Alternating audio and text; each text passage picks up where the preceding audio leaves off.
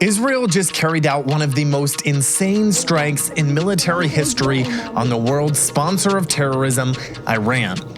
As Israelis ran to bomb shelters at 3 o'clock this morning, the facts started coming out about what Israel had actually done to Iran. And let me tell you, it's insane, unprecedented, and downright miraculous. There were airstrikes, Mossad agents firing missiles from Iran at air defense installations, and even a secret drone factory in Iran that was used to take out specific targets. Let's get into it. I'm Justin Hilton, and this is the Israel Guys. At 3 o'clock this morning, sirens started sounding all across Israel. They went off here in Har Bracha, all over Israel. Millions of Israelis rushed to bomb shelters, and it was there that they learned the good news. Israel had struck Iran, and hard. The reason the sirens went off was because of an initial announcement from Defense Minister Israel Katz declaring a state of emergency, fearing a major retaliation from Iran. But nothing came, at least for a little while. At the launch of what they're calling Operation Rising Lion, Prime Minister Benjamin Netanyahu issued a statement saying this, quote, "This operation will continue for as many days as it takes." And here he is talking about everything that they were able to strike in Iran. Now, as Prime Minister, I've made it clear time and again, Israel will never allow those who call for our annihilation to develop the means to achieve that goal. Tonight, Israel backs those words with action. We struck at the heart of Iran's nuclear enrichment program. We struck at the heart of Iran's nuclear weaponization program. We targeted Iran's main enrichment facility in Natanz. We targeted Iran's leading nuclear scientists working on the Iranian bomb. We also struck at the heart of Iran's ballistic missile program. You can see in this video here all of the locations that they were able to strike. They struck the largest uranium enrichment site in Iran, the Natanz plant. They also struck the nuclear enrichment plant in Fordow. They also hit in the cities of Isfahan, Arak, and Kermanshah, which are home to research reactors and military and industrial facilities. The International Revolutionary Guard Corps base in Piranshah, the Revolutionary Guard headquarters in Tehran, at least 6 military bases around Tehran, including Parchin, plus 2 secure commanders' compounds and multiple residential buildings and apparent targeted assassinations. And we'll get into that in a second. Also, the nuclear facilities in Tabriz and Qom, also the airport in Tehran. Honestly, guys, I don't have time to get into every single place that they struck, but that's because the list of targets is so long. The Israeli military said that 200 fighter jets struck 100 targets all over Iran. Israel didn't stop there, though. They also targeted the personnel that were making Iran's nuclear nightmare a reality, and not just a few of them. Chief of Staff of the Revolutionary Guards, Hussein Salami, General Gholam Ali Rashid, Major General Mohammad Bagheri, Chief of Staff of the Iranian Armed Forces, former head of the Atomic Energy Organization of Iran, Dr. Faridun Abbasi, Amir Hajizadeh, commander of the Revolutionary Guards Air Force, Reza Mozaffariniya, the head of the Center for Security Research and Development, plus pretty much the entire team of nuclear scientists. Reuters said that at least 20 senior Revolutionary Guard commanders were killed in Israeli airstrikes. And this isn't even the craziest part yet. An Israeli official told Iran International, a newspaper in Iran, that in a remarkable operation, Israel succeeded in preventing hundreds of Iranian surface-to-surface missiles from being launched towards its territory, an action that dealt a heavy strategic blow to the Islamic Republic regime and the Revolutionary Guards. According to this report, hundreds of trucks carrying Iranian missiles were neutralized during this operation. According to these reports, the success was achieved through international cover companies, accurate intelligence gathering, smuggling of parts into Iran, and the ability to remotely activate from a distance of nearly 2,000 kilometers away. Apparently, Israel had spent years preparing for this operation. According to an Israeli official, Mossad agents had set up a drone base on Iranian soil near Tehran. The drones were activated overnight, striking surface-to-surface missile launchers aimed at Israel.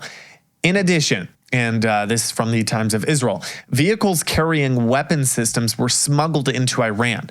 These systems took out Iran's air defenses and gave Israeli planes air supremacy and freedom of action over Iran. The third covert effort was Mossad commandos deploying precision missiles near anti-aircraft sites in central Iran. The operation relied on, according to the official, quote, groundbreaking thinking, bold planning and surgical operation of advanced technologies, special forces, and agents operating in the heart of Iran while evading the eyes of local intelligence.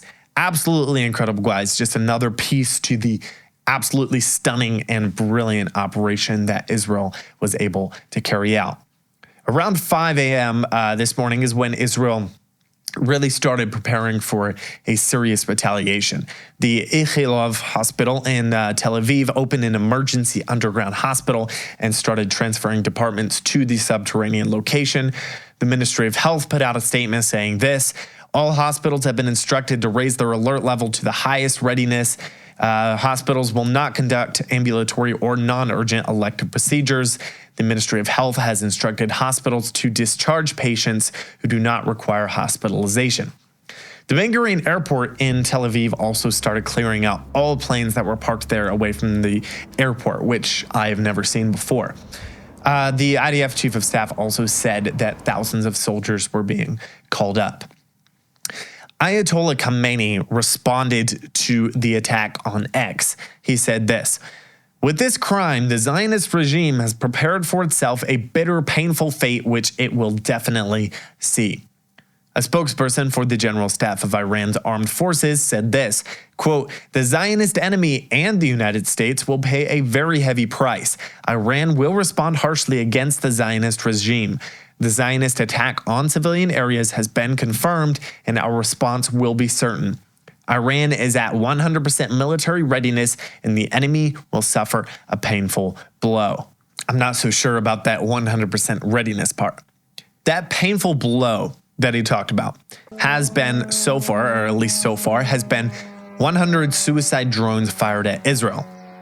And what happened? Every single one of them was successfully intercepted by Israel. Guys, you can't tell me that's not a miracle in itself. After the drones were shot down, the Homefront Command released the restrictions on gathering and staying close to a safe room. While not officially confirmed, it's been rumored that Jordan allowed Israel access to its airspace to intercept Iran's attacks. Another miracle is that according to the military, all Israeli Air Force pilots and air crew members involved in this morning's strikes in Iran safely returned to their bases without injury. Of course, the United States knew about this attack ahead of time, although they played it off very well. On April 12th, Trump gave Iran 60 days to make a deal or else. Well, today is day 61, and I guess Iran found out what or else meant. Trump told ABC News, quote, I think it's been excellent. We gave them a chance and they didn't take it. They got hit hard, very hard. They got hit about as hard as you're going to get hit. And there's more to come, a lot more. When asked if the United States participated in the attack in any way, he said, quote, I don't want to comment on that.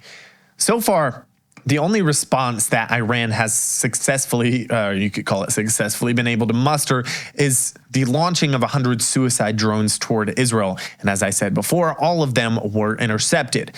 Iran had planned on launching ballistic missiles at Israel again, like they did in October, like they did in April. But due to the stunning work of the Mossad, those ballistic missiles were disabled before they could even be launched. And I'm starting to wonder, like, maybe they actually don't have the capability to fire any more ballistic missiles.